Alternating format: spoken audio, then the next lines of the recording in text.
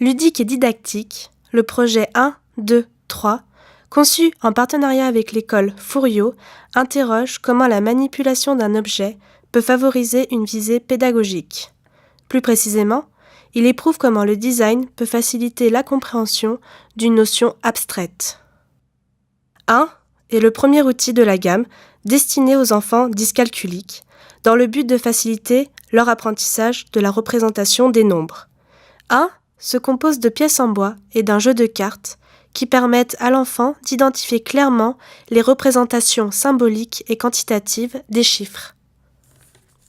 En manipulant les pièces en bois, les enfants peuvent associer un cube à une unité.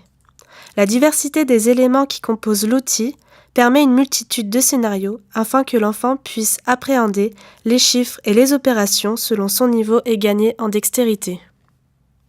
Afin de dédramatiser leurs difficultés, les éléments se présentent sous la forme d'un jeu de construction autour de la thématique des bâtiments urbains.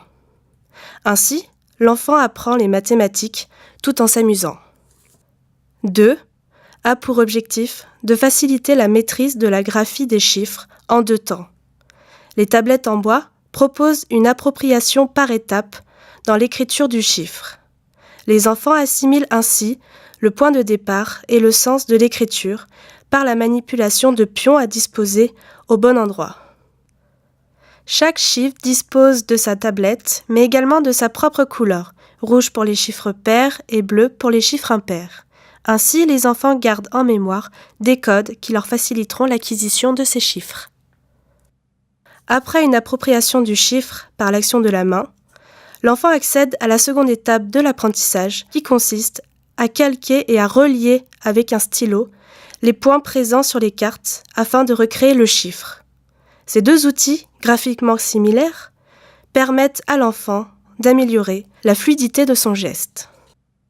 Tout comme les tablettes en bois, il existe pour chaque chiffre une carte effaçable qui reprend les mêmes codes couleurs pour les chiffres pairs et impairs.